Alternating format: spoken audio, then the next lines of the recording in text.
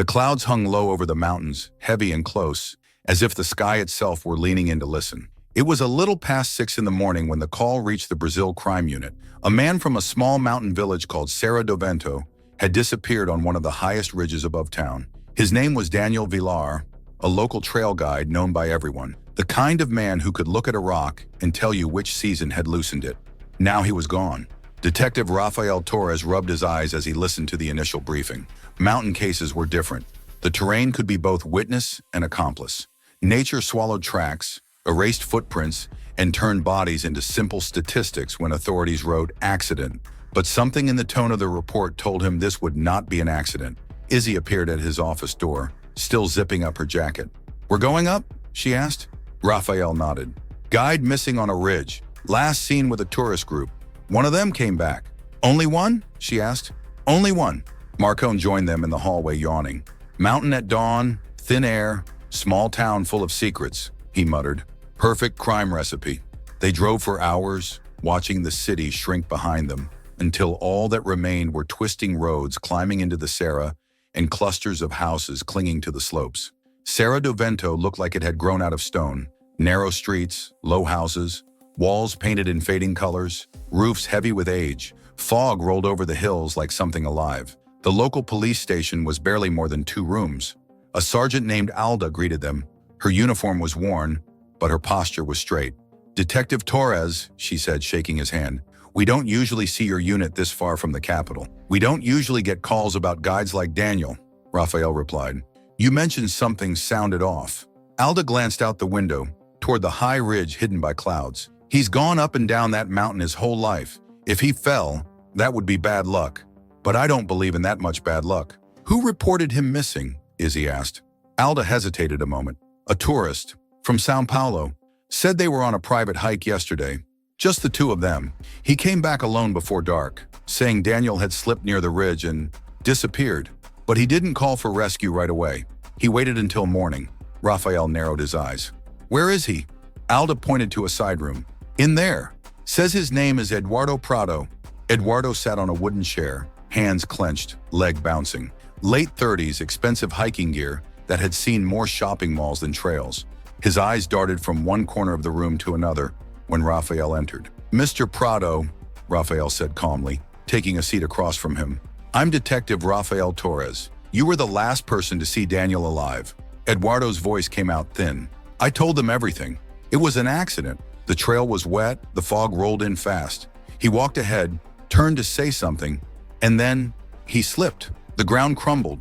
I tried to grab him, but he went over the edge. I couldn't see the bottom. I screamed for him, but the wind..." He swallowed. "The wind carried the sound away." "Why didn't you call emergency right away?" Izzy asked from the doorway. Eduardo looked at her and then away. "I panicked. I came down the trail alone. By the time I reached the village, it was already dark. I stayed in the posada. I thought maybe he had found another way down. I didn't know what to do." Rafael watched him carefully. Did Daniel seem strange before the fall? Nervous? Angry? Distracted? Eduardo shook his head quickly. "No. He talked about the mountain, about his work, about tourists, about how some people shouldn't be up there." He gave a small, nervous laugh. "I thought he meant me." Rafael let the silence stretch a few seconds. "Did he say anything specific about that ridge?" Eduardo frowned, then hesitated. "He said, 'The mountain hears everything.'" I didn't understand what he meant. Izzy exchanged a glance with Rafael. "The mountain hears everything?" It sounded like a phrase you'd find in someone's journal, not something a guide dropped casually in conversation. "Thank you, Mr. Prado," Rafael said. "For now, that's all. Don't leave town." Eduardo's eyes widened. "I'm not under arrest, am I?" "Not yet," Rafael replied. "But until we know what happened up there, you're part of this mountain story." The search team met at the base of the main trail. Local volunteers, a few firefighters from a nearby town, and the 3 from the Brazil crime unit. The air was thin and carried the smell of damp earth and pine. "You ever notice," Marcone said between steps as they ascended, "how every mountain village has that one person everyone trusts with their life? A priest, a doctor, a guide. And when that person disappears," Izzy added, "the whole place feels like the ground lost its balance." They followed Daniel's usual route. The path was narrow in places, disappearing into switchbacks and rocky ledges. Fog moved in and out like breath. Halfway up, Izzy stopped. Look, on a small rock at the side of the trail, someone had placed 3 smaller stones, perfectly aligned, pointing to a barely visible side path. Would he deviate from the main trail? Raphael asked. Marcone crouched to inspect the stones. This was done on purpose. There's a pattern here. Izzy nodded. I've seen this before. Some guides mark alternative paths with stone signals. But if this is a marked path, it's not on the tourist map. Raphael traced the stones with his finger. Someone wanted to be able to find this again, or lead someone back here. They took the side path. The air grew colder.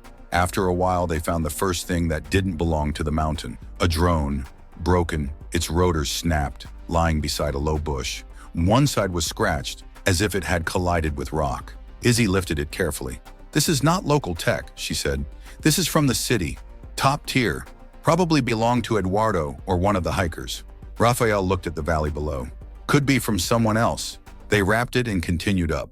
When they finally reached the ridge, the ground leveled into a narrow plateau overlooking a deep gorge. The drop below was dizzying. Jagged rock, dense vegetation, and a thin ribbon of water glinting at the bottom. If he fell here, Marcone said, finding the body will take days, maybe weeks. Izzy pointed to the edge. Someone slid here. Recent marks. The soil's been disturbed. They approached the lip of the cliff carefully. There, half buried in the dirt, was a notebook. The cover was worn leather, edges frayed, pages warped by humidity. Izzy opened it gently.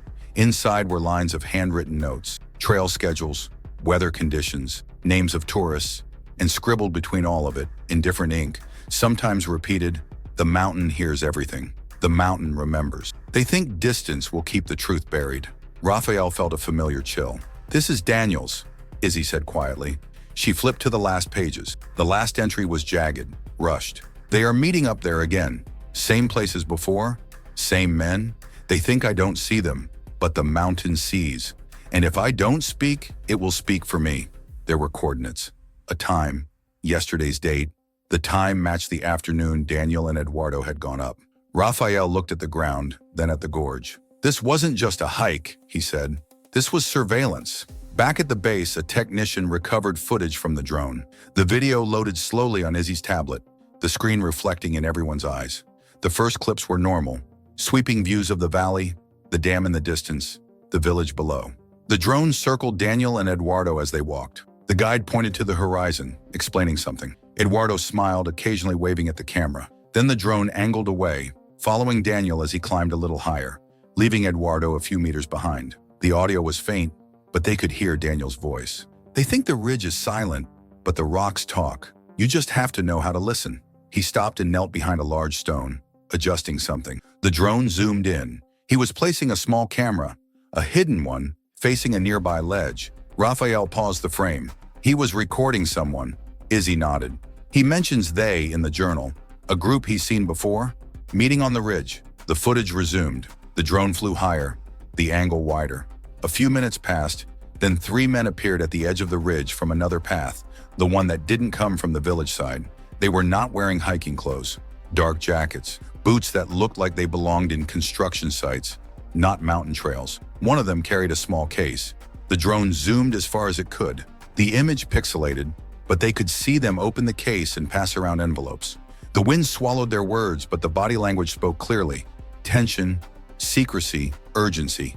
Daniel, hiding behind the rocks, filming them with his own camera. Eduardo stayed several meters back, closer to the main path, out of their line of sight. Then one of the men, the tallest, suddenly looked up, directly toward the hidden camera. He pointed. The drone shifted orientation as Daniel cursed under his breath. "Shit, they saw me." The drone's audio captured him whispering, "Stay back, Eduardo." Then the image jolted violently. Someone had thrown a rock at the drone. The footage scrambled. The picture shook. The perspective rotated wildly, capturing only a blur of sky, stone, and one brief, distorted frame. A man's face, thick eyebrows, scar near his ear. The drone fell. The video ended with static. Izzy rewound the last clear frame. "Freeze there." The man with the scar. She zoomed in. "I've seen that face before," she murmured. Alda, the local sergeant, leaned over her shoulder. "That's Jorge Lima," she said. "He runs independent tours around here. No license, no training.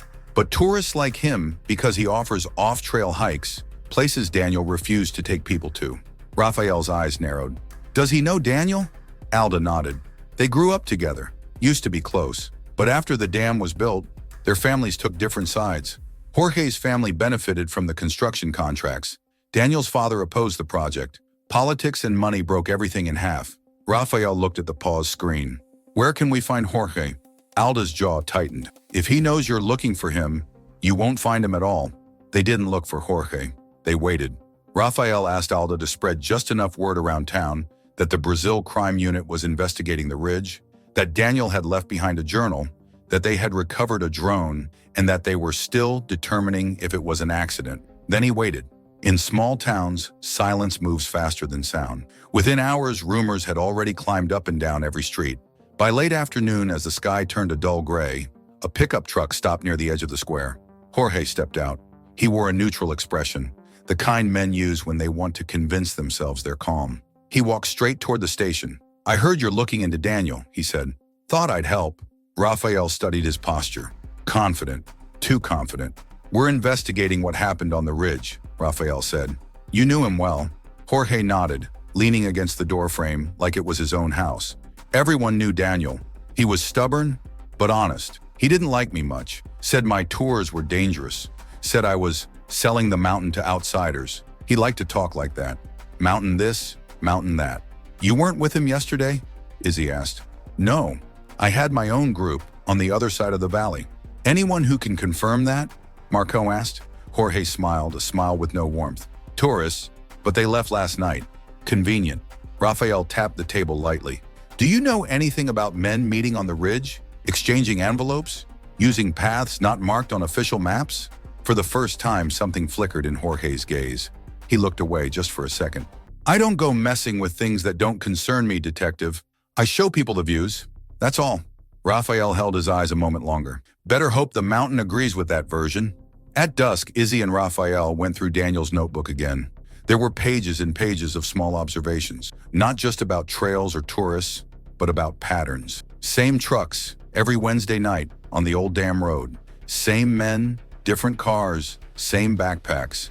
They always go where the village can't see them. They use the mountain to hide what they're moving. Izzy frowned. This is not just personal paranoia. He was documenting something. Raphael nodded. He was building a case, alone. And those men on the ridge? She asked. Could be smuggling, Raphael said. Illegal cargo, wildlife trafficking, weapons, drugs, documents. The mountain is a perfect transfer station. Izzy looked out the window. And Daniel saw too much. The next morning they went back up. This time they followed the other path, the one the three men had used to reach the ridge. It wasn't a tourist trail. It was narrower, more direct, steeper. Halfway up, they found tire tracks, old but not ancient, motorcycles or ATVs cutting across a clearing. Someone used engines up here, Marcon said. And not once. At the top, near the ridge, they found another set of stone markers. But these were different, less careful, more like someone had thrown them into place. Izzy pointed to a spot where the ground had been deliberately disturbed and then covered again. They dug. They found a small metal container, rusted but sealed. Inside were envelopes, empty ones, and shredded pieces of plastic bags. Nothing incriminating, just the shell of transactions. They moved things here, Raphael said, and cleaned up after. Izzy scanned the area with the drone this time, using altitude to reconstruct the scene, matching it with the recovered footage. Look, she said, aligning both. Daniel would have been hiding there. She pointed to a rocky outcrop. The men here. Jorge would have come from this side path. And where's the exact point Eduardo says Daniel fell? Raphael asked. Izzy checked the map. Here. They walked to the indicated spot. The soil was loose, yes. Eroded. Dangerous. But the angle felt wrong. Raphael approached the edge slowly. If someone slips here, he said, gravity decides everything. He imagined the scene. Daniel standing, turning, the ground failing beneath his feet, his weight pulling him down. But then he looked at the scuff marks. There were two sets, one dragging backward, one pressing forward. Someone pulled, he whispered, and someone pushed. He stepped back. This wasn't a simple fall. This was a struggle. They needed to see Eduardo again. Back in the station, he looked worse than before. Dark circles under his eyes, hands trembling. You went up that trail, Raphael said calmly. sitting across from him again. You saw men exchanging something on the ridge. Eduardo shook his head quickly. No, I saw no one. It was just us two. Raphael slid a tablet across the table. The drone footage played. Daniel placing the hidden camera, men arriving, Daniel hiding, Eduardo standing farther back. Eduardo's eyes widened. How did you? Raphael paused the video. The last thing this drone filmed was Daniel in danger. You were there, and you didn't mention any of this. Why? Eduardo swallowed hard. I was scared. Those men, they saw him. They saw us. One of them looked straight at me. You don't understand. Men like that. Who? Raphael pressed. Who are men like that? Eduardo looked at the floor. I don't know their names. I just know they move things. People in the city talk. If you need something brought up or down the mountain without questions, you talk to Jorge's people. He exhaled. Daniel told me he wanted proof. He said he couldn't just keep watching. He was tired of the mountain being used like a tunnel. Raphael's voice softened, but his eyes stayed sharp. What happened on the ridge? Eduardo's hands shook. After the drone fell, everything was noise. The men shouted. One of them started climbing toward Daniel. I wanted to run, but my legs wouldn't move. Daniel looked at me and said, "Stay back." I didn't. I moved toward him. Then Jorge appeared from the side path, shouting at Daniel, saying he was ruining everything. Raphael leaned in. Jorge was there. Eduardo nodded. They argued. Daniel said, "The mountain hears everything, even if you pretend it doesn't." Jorge said, "Then let it hear this." And they struggled. I saw their bodies move. Dust flew. I heard someone slip. Then Daniel was gone. Just like that. No scream. Just gone. The men looked down, then up at me. Jorge said if I opened my mouth, I'd be the next one to disappear into the gorge. He covered his face with his hands. I wasn't brave. I came down. I told myself it was an accident. I tried to believe it. Raphael let out a slow breath. Bravery is not about not being scared, he said quietly. It's about what you choose to do after the fear. He stood. You just chose. They moved fast. By the time the shadows had begun to stretch across the village again, they had a mandate and a route. Jorge wouldn't be at home. Men like him never were when things got serious. Raphael guessed where he'd go. They climbed the mountain one more time. The air felt heavier now, full of tension. As they approached the ridge, they heard it. Voices, not loud but urgent. They moved carefully, staying low. Near the same ledge where Daniel had fallen, Jorge stood with another man, one Raphael didn't recognize. He was younger, restless, pacing. They're not just going to walk away from this, the younger man said. That big detective, the one from the capital, he wasn't born yesterday. We've handled worse, Jorge replied. Not like this. Not with bodies on the ridge and drones in the sky. Jorge's jaw tightened. Calm down. The mountain protects us. It always has. The younger man laughed bitterly.